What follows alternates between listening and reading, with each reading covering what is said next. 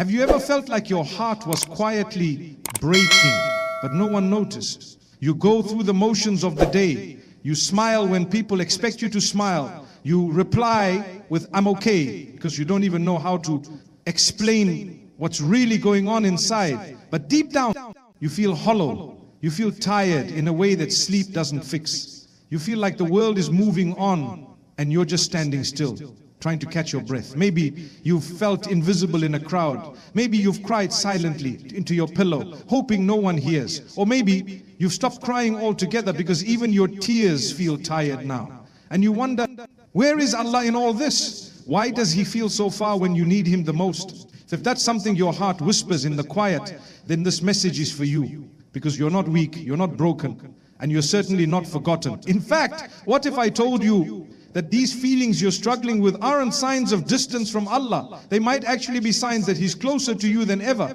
You see, we've come to believe that being close to Allah means being constantly happy, strong, and unshaken. But that's not what faith always looks like. Even the prophets felt deep sadness. Even the most righteous felt fear, worry, and loneliness. There was a moment in the life of Prophet Jacob when he lost his beloved son.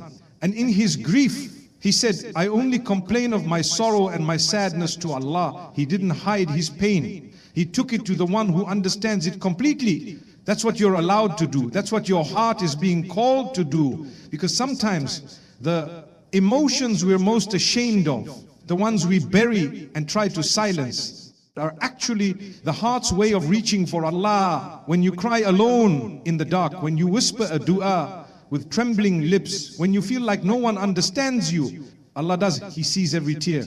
He hears every breath. And even when you can't find the words, He already knows what your heart is trying to say, the pain you're carrying. It's not a punishment. It's a sign. It means your soul is reaching out. And it may be that this very moment of hardship is the moment that Allah is drawing you closer to Him. So don't push these emotions away. Don't be ashamed of feeling too much. These emotions might be the very signs that Allah is near, gently, quietly, beautifully, closer than you've ever imagined. That deep sadness you're carrying, it could be a doorway to healing. That fear that keeps you up at night, it might be the reason you finally fall into sincere trust. That silence in your dua might be the loudest cry of your heart, and Allah responds always. So stay with me. This isn't just a reminder, it's a lifeline. Over the next few moments, I'll walk you through 7 powerful emotions that so many of us feel. Emotions that don't mean you're failing in faith. They may actually be signs of divine closeness. Together we'll unpack these feelings. We'll explore why they hurt and how they can lead us not into despair but into peace. This is not a lecture. This is a journey, a quiet one, a healing one. And if your heart is tired, if your soul has been whispering for a sign, this might be it. You are not walking alone. Allah is near.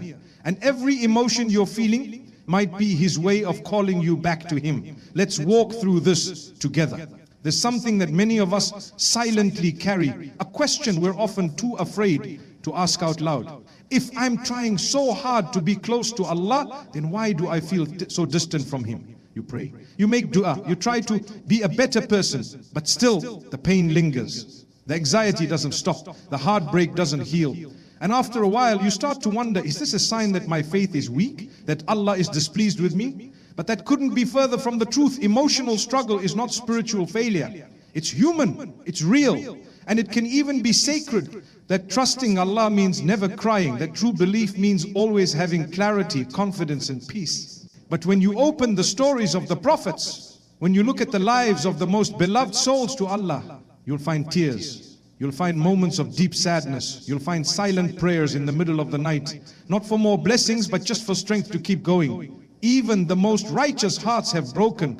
Even they ask, when will relief come? What does that tell you? It tells you that emotion of raw, painful, overwhelming emotion is not a sign of weakness. It can be a sign of being fully alive, fully present, and fully turned toward the one who created your heart in the first place. That feeling you carry, that ache, that worry, that emptiness. It may not be a wall between you and Allah. It may actually be the bridge that brings you closer to Him. Because here's something many people don't realize. Some of the most powerful spiritual moments don't come in happiness. They come in brokenness. When your voice shakes in dua, when your heart feels heavy but you still choose to believe, when your soul feels tired but you still whisper His name, these are not signs of distance, they're signs of longing, they're signs of trust.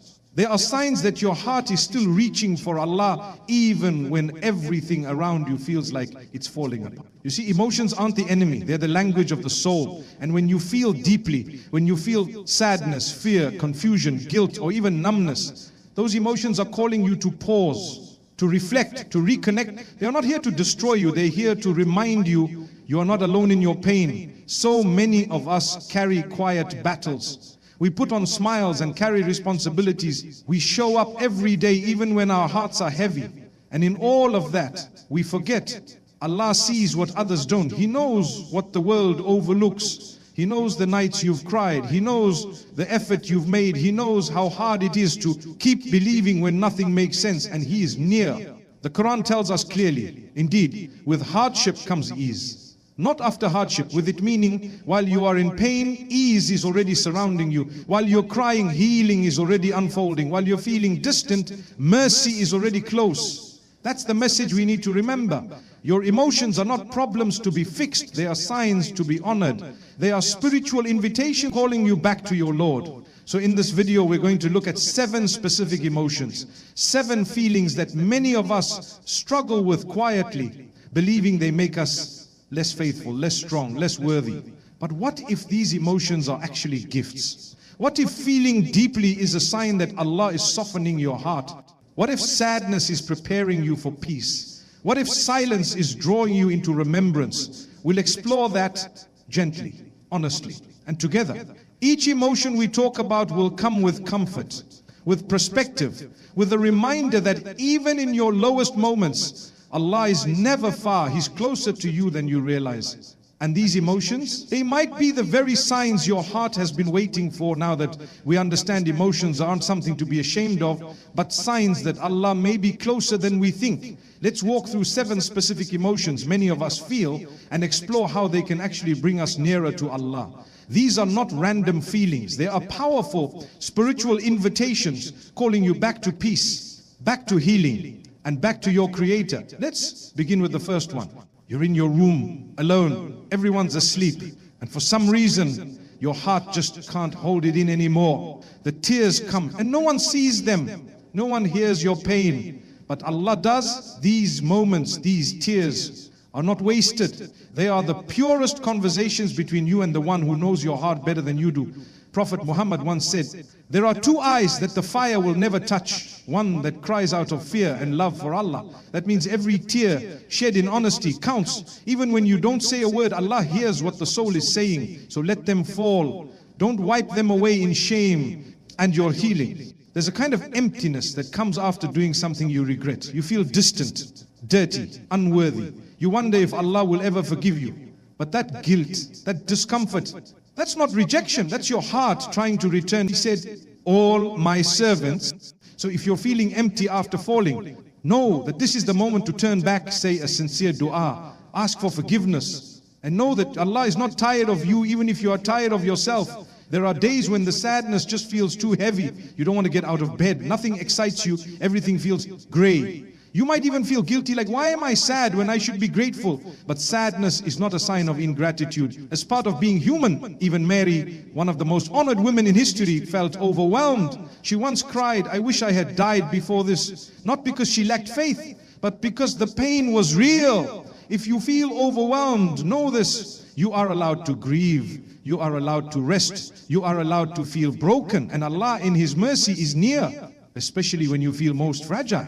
Sometimes it's not sadness, it's the absence of feeling altogether. You feel disconnected from people, from prayer, from life. You sit in prayer and nothing stirs inside. You make dua and it feels empty. That numbness is one of the hardest states because you don't even know how to begin healing. But here's the thing, silence is not absence and numbness is not failure. Even when you feel nothing, if you still turn to Allah, even with an empty heart, it still counts. Allah sees the effort when you pray with dry eyes. He counts the dua you whisper even when you don't feel anything inside.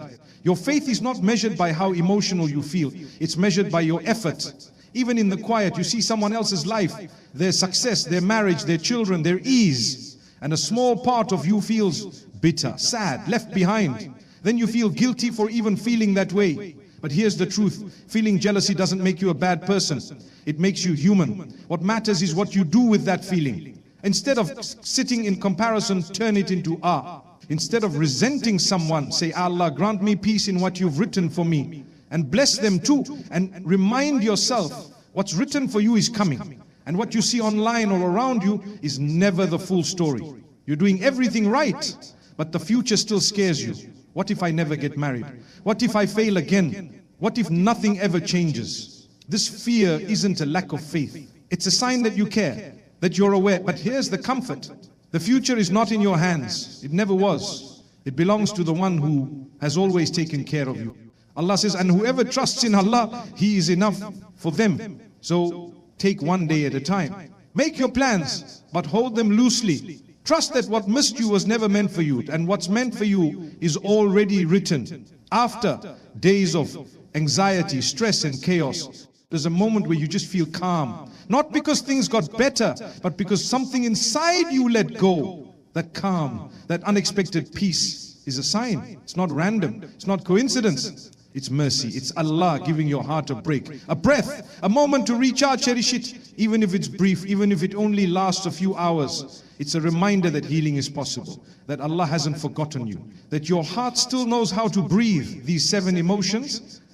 They may feel like burdens, but they might actually be signs of nearness, signs that Allah is softening your heart, making space for His mercy, and guiding you gently back to Him. Let every emotion you feel be a doorway, not to shame, but to healing, not to despair, but to return, because no matter what you feel, you're never too far for Allah's mercy to reach you. Now let's bring all of this even closer to home, because understanding emotions in theory is one thing. But what about when you're in the middle of real life pain? Let's talk about the challenges so many Muslims quietly face. Not in books, not in ideal situations, but in the real world, with real pressures, real heartbreaks, and real questions. You've been patient, you've been kind, you forgave what most people would have walked away from, but still the hurt continues. The same person who claims to love you keeps breaking your trust. The words they say tear you down. The way they treat you drains you, and yet you stay. Because you believe in loyalty, because you were taught to forgive, because you hope they'll change. But here's the truth, forgiveness doesn't mean allowing yourself to be destroyed. Loyalty doesn't mean becoming numb to emotional pain. Allah sees what no one else sees. He knows how much you've endured. And sometimes stepping away is not weakness, it's strength. Sometimes choosing peace is choosing to honor your dignity. If a relationship keeps pulling you away from your peace, your worth, and your remembrance of Allah, it might be time to let go, with love, with trust in what Allah has planned ahead. You've applied to job after job, you've tightened your budget, you've worked hard, but nothing seems to move. There are bills to pay, people to support, expectations to meet, and in the quiet of the night, you sit and wonder, am I a failure? But you're not your degree. The Prophet said that if we truly trusted in Allah the way we're meant to, we would be provided for just like the birds who leave their nests hungry in the morning and return full by night. So keep trying. But don't carry the burden alone. Speak to Allah in your struggle. Ask for help in your sujood. Let the pressure become dua. Let the tension lead to trust. You're smiling. You're functioning. You're doing everything you're supposed to do, but inside there's a storm. You're anxious all the time. You feel like you're drowning, but no one notices because you've gotten good at hiding it. And maybe you've even asked yourself, is this because my faith is weak? No, it's not. Mental health struggles are real. They are not a reflection of your iman. They're a reflection of your humanity. Even the Prophet experienced sadness so intense that Allah comforted him with verses from the Qur'an. So don't shame yourself. Reach out, get help, pray and seek healing spiritually and emotionally. And remember, sometimes the strongest form of trust is not pushing through on your own, but saying, Ya Allah, I need help. You try to be the good one. You do everything right. You meet expectations. You sacrifice your dreams. But it's never enough. You don't see your effort. They overlook your pain. And deep down you start to feel invisible in your own home. But Allah sees. Even if your family never says thank you, even if no one acknowledges the battles you fight in silence, Allah counts every effort, every unspoken frustration that you hold back just to keep the peace. He knows how exhausting it is. And He promises that no good deed, no matter how small, ever goes to waste. So keep going. Not for people, not for praise, but because your reward is written not in their words, but with Allah. And sometimes it's not one big event, it's just a low hum of sadness, a slow heaviness you can't explain, you're not sure why, but you don't feel like yourself anymore. There's no trauma, no headline, no drama, just a quiet ache. And you wonder if it even matters. If Allah sees it, He does. He's the one who knows what's hidden in the chests. Even the emotions you can't describe have a place in His mercy. So talk to Him. Even if your voice shakes, even if you don't know what to say, even if all you can whisper is, Ya Allah, help me. Whatever your struggle is, you're not alone. No, your test isn't here to break you. Maybe it's here to build you. Maybe that ache you carry isn't punishment, but protection. Pay us your lowest moment is the beginning of your deepest connection with Allah. Let your challenges become reminders. Let your sadness become softness. Let your confusion lead to dua, because your emotions don't make you less faithful. They might just be the exact path that's leading you closer to the one who created you. So if you've been feeling any of these emotions, sadness, fear, emptiness, guilt, jealousy, numbness, or even sudden calm, please don't rush to judge yourself. Don't assume that your emotions mean you've failed or that Allah is far. Because in reality, these emotions might be proof that your heart is still alive, still searching, still yearning for its creator. You're not distant, you're not forgotten, and you're not broken beyond repair. Allah is near, even when you don't feel it. Especially when you're too tired to pray properly. Especially when your du'as feel empty. Especially when your tears have dried up, but your soul still aches. You see, faith isn't about always feeling strong. It's about turning to Allah even when you feel weak. It's not about having all the answers. It's about trusting the one who does. Sometimes we think nearness to Allah will feel like light and joy and perfect peace, but often it feels like crying alone in the dark. It feels like whispering a dua you're not sure you have the strength to believe in. It feels like taking one more step, even when your heart is exhausted. The Qur'an says, when my servants ask you about me, tell them I am near. I respond to the call of the caller when they call upon me. He didn't say when the righteous call me or when the perfect believers call me. He simply said when they call. That means you, exactly as you are right now. No matter how long it's been, no matter what you've done, no matter what you're carrying. So if you've been waiting for a sign to return to Him, this is it. If your soul has been whispering for something, anything, to remind you that you're not alone, let this be the moment your heart remembers. Allah is not far, He's near. He always has been. You don't have to have it all figured out. You don't have to fix everything today. You just have to take one honest step toward Him, and He in His mercy will carry you the rest of the way. If this message reached your heart, don't keep it to yourself. Share it with someone who might be struggling in silence. You never know who needs this reminder, and if you're ready to reconnect, start with one simple dua. Ya Allah, I don't have the words, but you know my heart. Please bring me back to you.